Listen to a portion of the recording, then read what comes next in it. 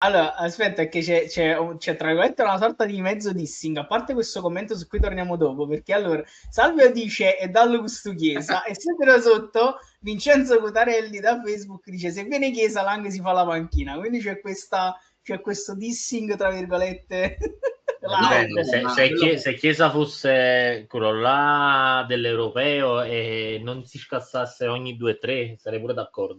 Il problema è che è un cannone di vetro in Chiesa, come Dybala, cioè Dybala se non avesse il problema degli infortuni giocherebbe al Real Madrid. Il problema è che sono giocatori fragili, è Assolutamente. quello il problema.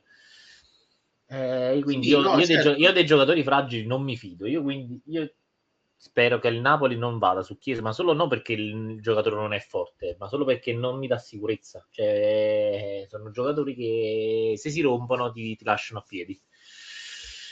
Vabbè, Io, solo io, quello. onest- io onestamente ad oggi da tifoso del Napoli, quindi non faccio parlare la mia parte razionale, io ad oggi dal Napoli mi aspetto il nome come esterno.